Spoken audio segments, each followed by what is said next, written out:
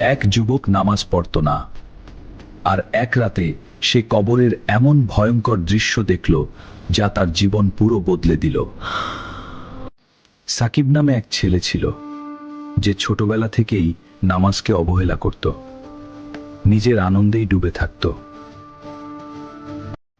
বাবা, 5 ওয়াক্ত নামাজ পড়ো, এটা আল্লাহর হুকুম। নিয়মিত পড়লে তুমি আল্লাহর সন্তুষ্টি এবং শান্তিতে থাকবে। এটা আমাদের ঈমানের অংশ। বাবা, বাবা, পড়তে বস। মা, এখন না, আমি ব্যস্ত। পরে পড়বো। তুমি এত চিন্তা করো না। কিন্তু পরীক্ষা তো এগিয়ে আসছে। আমি জানি মা। এভাবেই দিন কেটে যাচ্ছিল। নামাজ তার জীবনে কোনো গুরুত্বই পাচ্ছিল না। এক রাতে সে ঘুমিয়ে পড়ল, কিন্তু সেই ঘুম তাকে নিয়ে গেল ভয়ঙ্কর এক জগতে।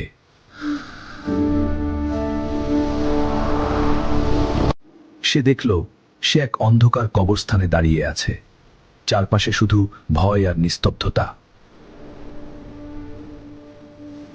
হঠাৎ কবরগুলো কাঁপতে শুরু করলো, মাটি ফেটে যাচ্ছে, বাতাস ভারী হয়ে উঠছে।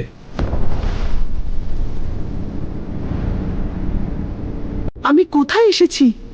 কেন সবকিছু এত ভয়ঙ্কর লাগছে? আমি কি স্বপ্ন দেখছি? হঠাৎ একটি কবর ফেটে গেল, আর ভেতর থেকে ভয়ঙ্কর চিৎকার ভেসে এলো। আমাকে বাঁচাও, আমি নামাজ পড়িনি, এই আমার শাস্তি।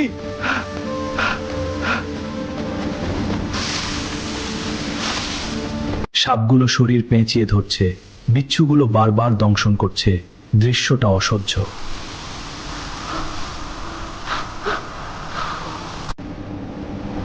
না, আমি এটা দেখতে পাচ্ছি না। এটা খুব ভয়ঙ্কর। এক গম্ভীর আওয়াজ ভেসে এলো, যে নামাজ ছেড়ে দেয় তার পরিণতি এটাই। সাকিব নিজের জীবন মনে করতে লাগলো, কতবার নামাজ ছেড়েছে।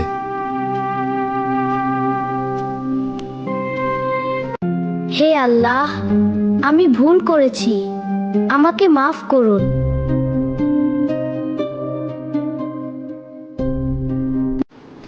সে দৌড়াতে লাগলো, কিন্তু কোথাও কোনো পথ নেই।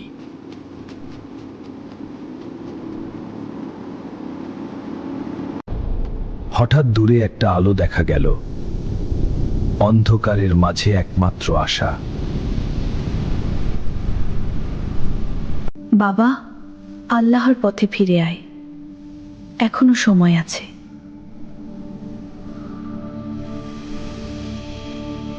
হঠাৎ ঘুম ভেঙে গেল, সে ভয়ে কাঁপছে।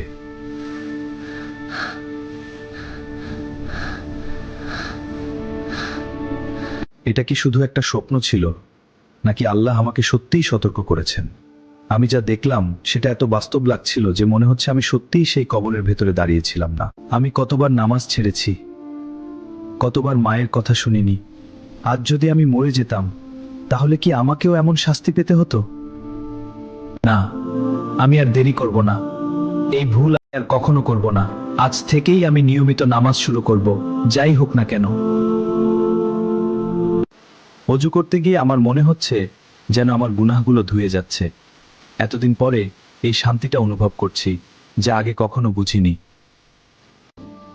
মসজিদের দিকে হাঁটতে হাঁটতে মনে হচ্ছে আমি যেন নতুন একটা জীবন শুরু করছি। এই পথটাই হয়তো আমার জন্য সঠিক ছিল, যা আমি এতদিন এড়িয়ে গিয়েছিলাম। হে আল্লাহ, আমি আপনার কাছে ফিরে এসেছি। আমাকে ক্ষমা করুন, আমার সব গুনাহ মাফ করে দিন। আমি আর কখনো আপনার হুকুম অমান্য করব না। মা দূর থেকে তাকিয়ে আছে, তার চোখে পানি, কিন্তু সেটা দুঃখের না, এটা খুশির, কারণ সে দেখছে তার ছেলে আল্লাহর পথে ফিরে এসেছে। আলহামদুলিল্লাহ। হে আল্লাহ, আপনি আমার দোয়া কবুল করেছেন। আমি শুধু এটাই চেয়েছিলাম, আমার ছেলে যেন আপনার পথে ফিরে আসে। সেই দিন থেকে সাকিব একদিনও নামাজ ছাড়েনি। যত ব্যস্তই থাকুক, সে সবকিছুর আগে নামাজকে গুরুত্ব দিতে শুরু করলো। তার জীবনে এক অদ্ভুত পরিবর্তন এলো। আগে যে অশান্তি ছিল সেটা এখন শান্তিতে পরিণত হয়েছে, আর তার মন সবসময় প্রশান্ত থাকে। সে বুঝতে পারল নামাজ শুধু একটা ইবাদত না, এটা এমন একটা শক্তি যা মানুষকে সব খারাপ পথ থেকে দূরে রাখে। যে নামাজকে ভালোবাসে, আল্লাহ তাকে ভালোবাসেন, আর আল্লাহ যার সাথে থাকেন তার জীবনে কখনো অন্ধকার স্থায়ী হতে পারে না। আর যে নামাজ ছেড়ে দেয়, সে নিজেই নিজের জন্য কষ্টের পথ তৈরি করে, যার শেষটা হতে পারে খুবই ভয়ঙ্কর করে।